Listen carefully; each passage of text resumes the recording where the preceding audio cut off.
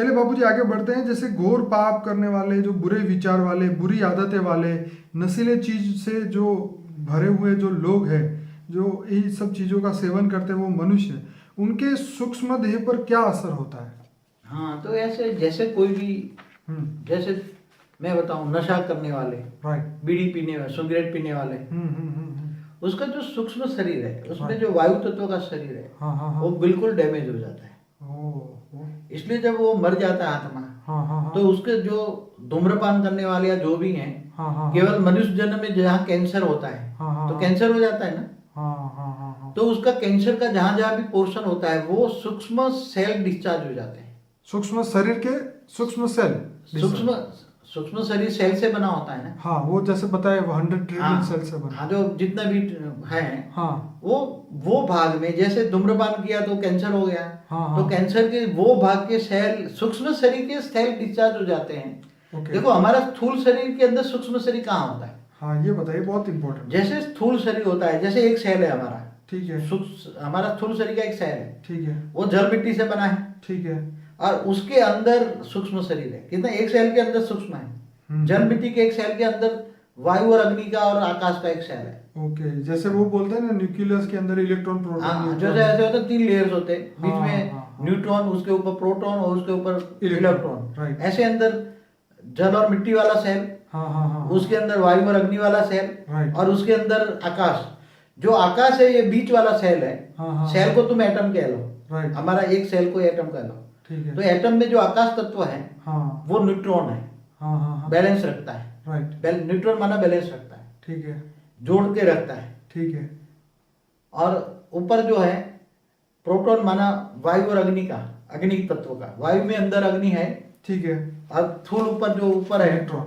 हाँ, जो वही यहाँ मिट्टी और जल का है जो। Okay okay.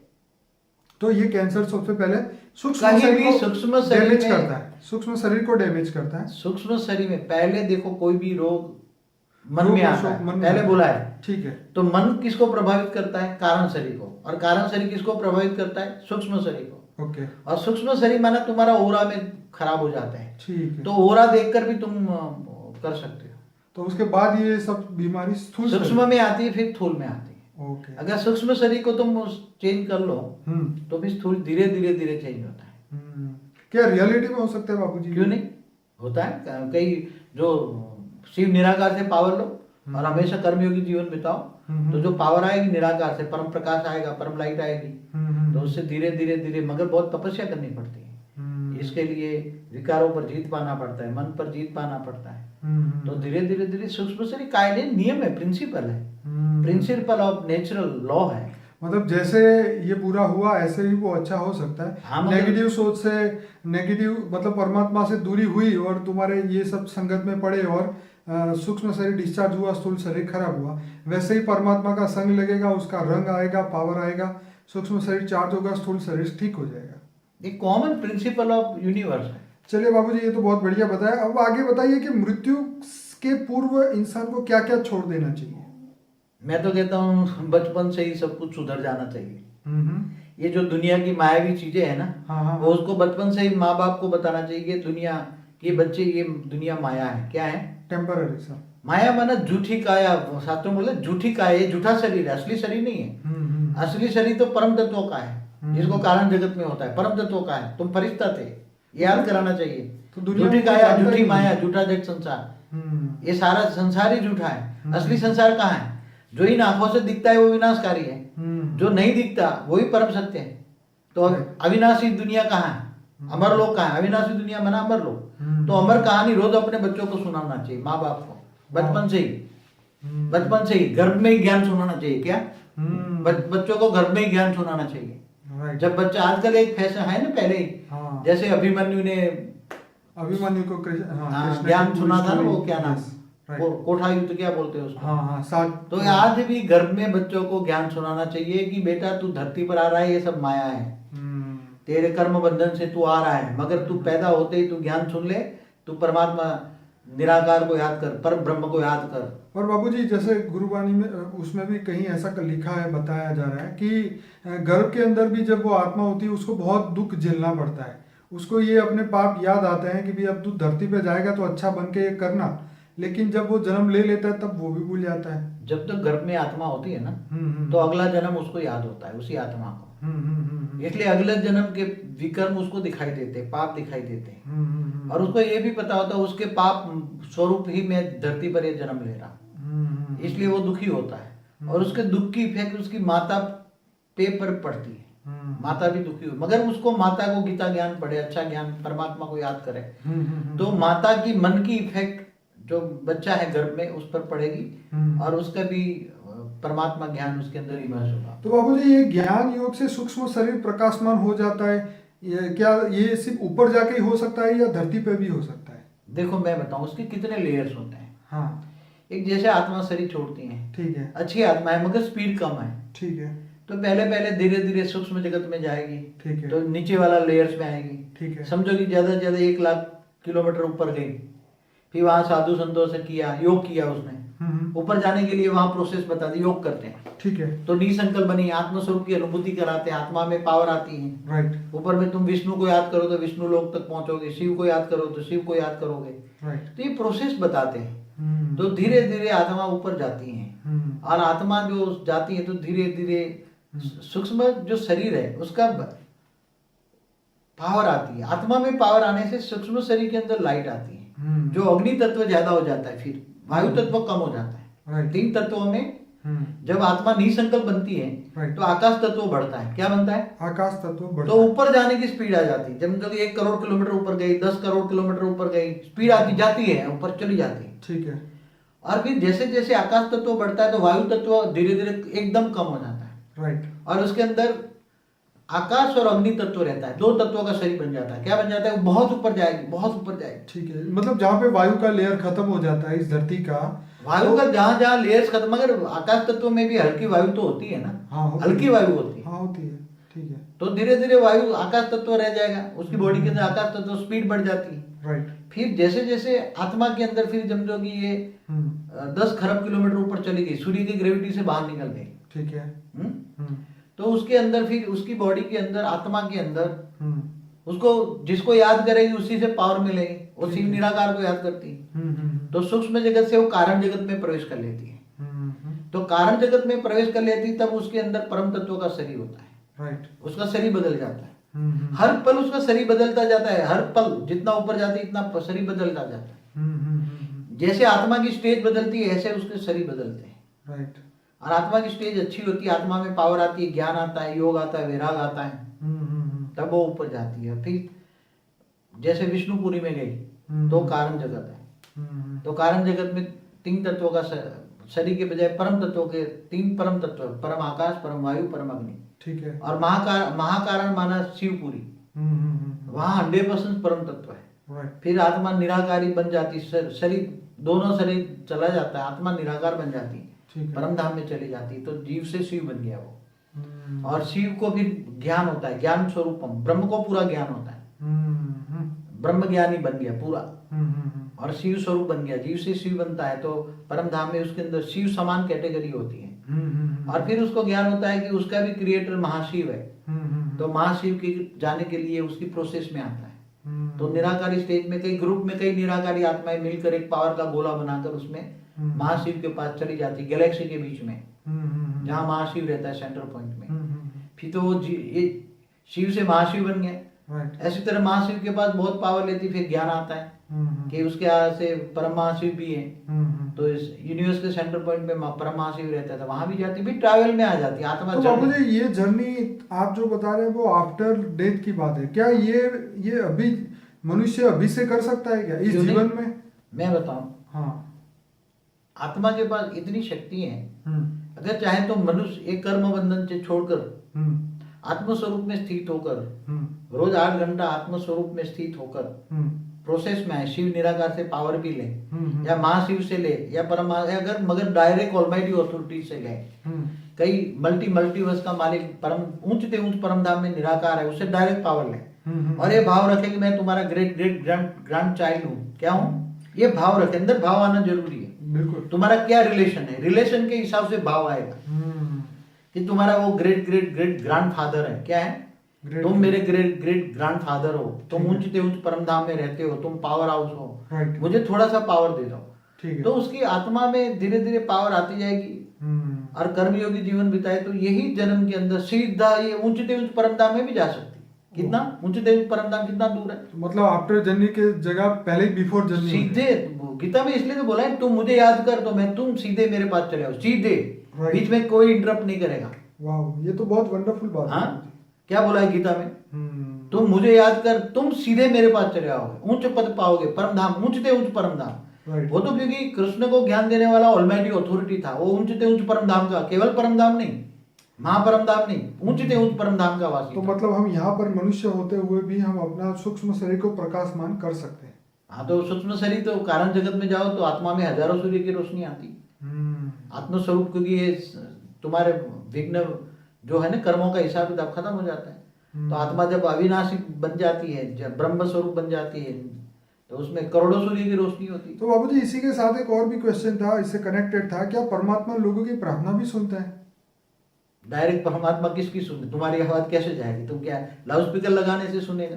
आजकल तो लोग यही समझते हैं, इसलिए मंदिर मस्जिद हर जगह पे मगर एक तो तुम जिसको ज्ञान जानते हो, Right. जैसे कोई शिव निराकार को तो जानता ही नहीं है, बहुत कम लोग जानते हैं अविनाशी ब्रह्म को। ठीक है। कई लोग तो बस परम प्रकाश की उपासना करते हैं, मगर उसके साथ तुम्हारा क्या रिलेशन है वो पता नहीं है ना। जब तक तुम्हारा रिलेशन नहीं पता है तब तुम्हारी आत्मा में वो भाव नहीं आता, और जब आत्मा में भाव नहीं आता तब तक वो प्यार नहीं आता। राइट। और जब कि तुम्हारा परम पिता है, वो उसके गुण नहीं जानते, वो दया का सागर है, प्यार का सागर है, ये सब, तो उसके गुण भी धीरे धीरे आएंगे, मनुष्य आत्मा में धीरे धीरे गुण आएंगे। तो वो स्टेज को लाना, ज्ञान समझना, ये सब बहुत बड़ी बात होती है। तो परमात्मा प्रार्थना तो सुनता ही है, भले ऊपर- पूरी ना करे, सुनता तो होगा। ऊपर वाले पास तो सबकी प्रार्थना जाती है, क्या ऊपर में नहीं बैठा है? क्या है तो सही ना, वेटिंग लिस्ट होगा। मगर एक मैंने कोई साधु संत को बोला था, बहुत बड़ा बड़ा बड़ा बड़ा मेला लगा के लाखों 35 लाख की मेदनी में, बोला कि ऊपर परमात्मा नहीं है, परमात्मा तुम्हारे दिलों में है। कितना गंदा झूठ बोल रहा है। एक बहुत बड़ा जो नामांकित साधु है, जिसको मैं नाम नहीं देना चाहूंगा, मगर अभी मैंने सुना टीवी में 35 लाख के सामने कहता है क्या कि परमात्मा ऊपर नहीं है, परमात्मा तुम्हारे दिल में। अरे तुम्हारे दिल में तो पाप भरा है, कहाँ परमात्मा पापी है क्या? कितना झूठ बोलते हैं लोग। क्या पापी? ये तो पापियों का भी पापी, साधु नहीं हुआ तो पापी हुआ। चलिए, लोगों को मिसगाइड पे ले जाता है। बोलो, हर एक की अपनी दृष्टि है, जैसे अरे क्या लोग उल्टे रास्ते पर ले जाते हैं। बोले तुम्हारे दिलों में, दिल तो पापी है, दिल में तुम्हारे, अरे कहता आत्मा में है, ये कहता है कि तुम्हारा आत्मा परमात्मा का अंश है, ये देता, ये ज्ञान देता। क्या ज्ञान देता? हाँ, ये ठीक है। नहीं, साधु संतों को भी ये कहना चाहिए कि तुम परमात्मा के अंश हो, ये बात तक ठीक है, ठीक है, मगर तुम्हारी आत्मा मैली हो गई है। क्या हो गई? आत्मा में नहीं। ये समझाना चाहिए। मगर तुम परमात्मा ऊपर में नहीं है, कोई नहीं ऊपर में, ऊपर में परमात्मा कोई है ही नहीं, ऐसा बोलता है। तो ये तो गलत है ना। और तुम्हारे दिलों में परमात्मा है। अरे दिल तुम्हारा परमात्मा है, अरे आत्मा भी कहता ना तो अंश तो भी मानते हैं, मगर कितना लोगों को मिसगाइड करते हैं। मेरे को दुख होता है, दुनिया को मिसगाइड करने वाले यही है सब। चलिए, जिस दिन आपका वीडियो देखेंगे सब अक्ल अपने आप ही हाँ, तो अपने आप ही आएंगे ऐसे। फिलहाल अब हम आगे बढ़ेंगे कि हम ये जानना चाहेंगे कि बाबूजी ये पागल और आधा पागल क्यों जन्म लेता है। शायद उसका जवाब आपने दे भी दिया है, तो इसके ऊपर ज़्यादा हम चर्चा नहीं करेंगे, क्योंकि अब समझ आ गई है कि अगर आधा पागल या पागल से जन्म लेगा तो उसके पाप जल्दी कट जाएंगे। तो अब उसका हम ये सोचते हैं कि ये रियलिटी में स्वर्ग और नर्क है। क्यों? स्वर्ग ऊपर है, देवता ऊपर रहते थे, है। हाँ, तीसरा लोग है, इससे ऊपर भी ब्रह्मापुरी भी है, विष्णुपुरी भी है, शिवपुरी भी है, परमधाम भी है, सब कुछ है ऊपर। ओके, तो ये लोभी और लालची जो लोग हैं, तो वो क्या इसी लोक में रह जाते हैं? भूत प्रेत बनकर इसी लोक में रहेंगे, पापियों की लिस्ट वाले। बार बार बताया मैंने। चलिए, जैसे बाबूजी आप कह रहे हैं कि आत्मा परमात्मा बन सकती है, जैसे मनुष्य चीनी को खाए बिना अनुभव नहीं कर सकता, वैसे ही परमात्मा की दिव्य चेतना में विलीन हुए बिना उसका वो अनुभव नहीं कर सकता। ये बात भी सही है। अब मेरा बहुत इंपॉर्टेंट क्वेश्चन आ रहा है कि सूक्ष्म शरीर में ही सुख दुख होता है?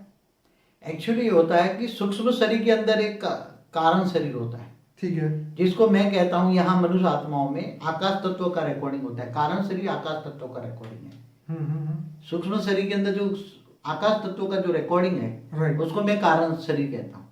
तो आकाश तत्व में जैसे कहते हैं ना, आकाशीय रिकॉर्ड, तो सारे कर्मों का हिसाब किताब आकाश तत्व माने कारण शरीर में रिकॉर्ड होता है। देखिए बाबूजी, इस प्रश्न से कनेक्टेड एक और प्रश्न आगे था कि जैसे ऑपरेशन के समय पे एनेस्थीसिया का इंजेक्शन दिया जाता है, उसको बेहोश किया जाता है, तो कहते हैं कि उस समय स्थूल शरीर में से सूक्ष्म शरीर अलग हो जाता है, इसलिए उसके ऊपर कुछ भी सर्जरी में कोई भी होता है तो उसको दुख नहीं लगता। देखो ऐसा है, आप उसके ऊपर जरा डिटेल में समझाइए। ये जो बेहोश करने वाली दवाई ज्यादा लग जाए जी। कभी कभी रेयर केस में, हम्म। तो वो सूक्ष्म शरीर है ना, अंदर रह नहीं सकता। ठीक है। स्थूल शरीर के अंदर बेहोश करने वाली शक्ति ज्यादा आ जाए हम्म। तो सूक्ष्म शरीर रेयर केस में होता है, बहुत बहुत रेयर केस में। ठीक है। तो सूक्ष्म शरीर बाहर निकलता है, फिर सब देखता है, कभी कभी ऊपर भी चला जाता है। क्या ये बात सही है? सही है। ओके। कभी कभी देखते हैं कि सूक्ष्म शरीर बाहर निकला, फिर ऊपर को चला गया, ऊपर होल देखा, वॉर्म होल देखा, दूर दूर तक चला गया, फिर वहां कोई ऊपर ने कोई धर्मराज जैसा देखा, उसने बोला जा अभी तेरा पाप बाकी नीचे आ जाए। ऐसे अलग अलग ओपिनियन बताते हैं, एक्सपीरियंस बताते तो हैं। बाबूजी, हम अपना सूक्ष्म शरीर को लाखों माइल दूर भी भेज सकते हैं? मनुष्य आत्माओं का सूक्ष्म शरीर नहीं निकल सकता इतना। ओके। जो ऋषि मुनि योगी होते हैं, हाँ। उनके अंदर आत्माओं में बहुत शक्ति होती है। स्थूल शरीर से अंदर से सूक्ष्म शरीर निकालने के लिए कई बहुत यौगिक विधि है। जैसे बाबूजी, आपका एक वीडियो है एस्ट्रल ट्रैवलिंग करके, उसके अंदर आपने पूरा अपना लाइफ का एक्सपीरियंस बताया, लेकिन मैं यहाँ ये जानना चाहता हूँ कि जैसे एक जगह पे ऐसा मैंने पढ़ा था कि नींद जब हमें आती है तो हमारा जो सूक्ष्म शरीर है वो स्थूल शरीर से अलग हो जाता है। अगर जिनका नहीं होता उनको नींद नहीं आती। और क्या ये सब सच है, ये सब बातें? ये सब कोरी बकवास है। ओह। क्योंकि जब आत्मा सो जाती है, जब मनुष्य सो जाता है, तो उसमें उसका स्थूल शरीर जैसे काम करने का बंद करता है ना, राइट, तो उसका सूक्ष्म शरीर भी अंदर ही सो जाता है, निष्क्रिय हो जाता है। ओके। जैसे स्थूल शरीर को थकावट लग जाती है तो आराम चाहिए ना, ऐसी तरह सूक्ष्म स्थूल शरीर थक जाता है तो सूक्ष्म शरीर भी थकावट जाता है, तो सूक्ष्म शरीर वो सो जाता है। तो जो मन थक जाता है, जैसे हम बोलते हैं ना कि हाँ थक गए, टेंशन हो गया, तो मन नहीं थक जाता, तो ये क्या सूक्ष्म शरीर थक जाता है? मन का कारण शरीर, मन के हिसाब से बना वो कारण शरीर थक जाता है। ओके। तो वो सूक्ष्म शरीर डिफेक्ट होता है, तो स्थूल शरीर डिफेक्ट होता है, तो वो सो जाता है, बाहर नहीं निकल सकता। सूक्ष्म शरीर को बाहर निकालने के लिए तो बड़े बड़े ऋषि मुनि कई जन्मों तक तपस्या करते हैं, तब स्थूल से सूक्ष्म शरीर बाहर निकालने की विधि जानते हैं, बहुत प्रयोग करते हैं, तब जाके करते हैं, ऐसा नहीं होता। और ये जो ऑपरेशन में जो होता है वो रेयर केस में होता है। बेहोश करने की दवा ज्यादा दे देते हो, बेहोश हो जाता है तो निकल जाता है। बाकी ऐसा नहीं कि सो गए और सूक्ष्म शरीर बाहर निकले, कोरी बकवास है, मैं नहीं मानता, मेरा एक्सपीरियंस नहीं कहता, मैं तो कई बार अपना अनुभव कर चुका हूँ। चलिए बाबूजी, ये तो सब बात अब हमें समझ में आ गई, पर अब ये है कि अब इस आत्मा को जब ये सब ज्ञान हो गया है, जीवन का, मृत्यु का, पुनर्जन्म का, पुण्य का, पाप का, हर चीज का मनुष्य को धीरे धीरे जब ज्ञान होने लगता है तो वो यही चाहता है कि मैं जब भी मेरा शरीर छूटे तो सीधा जैसे उद्व गति की ओर जाए और परम धाम में सीधा हम पहुंच जाए। तो ऐसे कई लोग सोचते हैं, लेकिन क्या करना चाहिए उसके लिए वो काम उसको नहीं पता होता है, वो उसके बारे में बताइए। देखो, एक तो हर एक कोई जो पावरफुल आत्माएं हैं, ये धर्म नाच जात भेद से परे ऊपर उठकर एक ऑलमाइटी अथॉरिटी को ढूंढिए। हमारे सारे वीडियो योग की विधि है वो सुनिए, ठीक है, और ऊंचते ऊंच परमात्मा है जिनको हम ऑलमाइटी अथॉरिटी कहते हैं, ठीक है, बेहद के अनंत कोटि ब्रह्मांडों का क्रिएटर है, बेहद के अनंत कोटि ब्रह्मांडों को चलाने वाला है। तो ऐसे ऑलमाइटी अथॉरिटी को याद कीजिए और एक भाव लाजिए, वो मेरा पूरा वीडियो देखिए और उसको जानिए, मानिए और उससे योग लिए, डायरेक्ट पावर लीजिए, तो आपका ये जन्म नहीं अगले जन्म भी तुम सीधे ऊंचते ऊंच परम धाम में चले जाओगे, इसकी गारंटी मैं लेता हूँ। इसलिए सब ये धर्म नाच जात से परे चले जाओ। ये जो उससे ये दुनिया का जो परम ज्ञान है, परम ज्ञान लो। ये जो आज धरती पर जो जितने भी वेद शास्त्र है, इससे परे का ज्ञान, परम ज्ञान लो। क्या ज्ञान? परम ज्ञान जो मैंने वीडियो में दिखाया है। परम ज्ञान से उच्च ऑलमाइटी अथॉरिटी को जानो, बेहद के विश्व के बाप को जानो, बेहद का बाप को जानो, बेहद के विश्व के क्रिएटर को जानो, बेहद का विश्व कितना बड़ा है वो जानो। हाँ बाबूजी, कई लोग ज्ञान नहीं सुनना चाहते, वो कहते सिर्फ योग सिखाओ। योग तो वही है कि एक सोच, ज्ञान के बिना एक बात बताऊं, हाँ, सीधी तुम डॉक्टरी पढ़े बिना बोलता है मेरे को सीधी सर्जरी करने दो, तो ये तो बकवास की बात है। ऐसे लोगों को हमें एंट्री नहीं देना है। पूरा पहला सब्जेक्ट है ज्ञान, राइट। पहला सब्जेक्ट जब ज्ञान आएगा, आत्मा परमात्मा वर्ल्ड ड्रामा, कैसे योग करना है, योग की विधि क्या है, जब तक तुम ऑलमाइटी को नहीं जानोगे, कहाँ रहता है, क्या करता है, उसके क्या गुण धर्म है, क्या है। इसलिए भगवान किसी को भी देखो, गीता में कहा है ना, मैं जप तप ध्यान योग से नहीं मिलता। क्या बोला? मैं जप तप ध्यान योग से नहीं मिलता, मैं केवल ज्ञान से मिलता। बापू जी आपकी बात बिल्कुल सही है। भगवान कृष्ण ने ये भी कहा है कि जो ज्ञान है उस परम तत्व को सूर्य की भांति प्रकाशित कर देगा, जिसके बाद इंसान जीवन और मृत्यु से ऊपर चला जाएगा और परम शक्ति को प्राप्त करेगा। ऐसा महाभारत के 74 नंबर के एपिसोड में 10वीं मिनट की लाइन पे ये बात बताई गई है। अच्छा बाबू जी, बहुत बहुत धन्यवाद आपका, आपने बहुत अच्छा हमें दिया। लेकिन मैं अपने श्रोता को ये बताना चाहता हूँ कि अगर कोई भी इस ज्ञान को आगे बढ़ाना चाहता है तो इसको यूट्यूब में शेयर करें, फेसबुक में शेयर करें, लाइक करें और सब्सक्राइब करें, ताकि हमारे आने वाले वीडियो का मैसेज आपको मिलता रहे। बहुत बहुत धन्यवाद बाबू जी। परम शांति।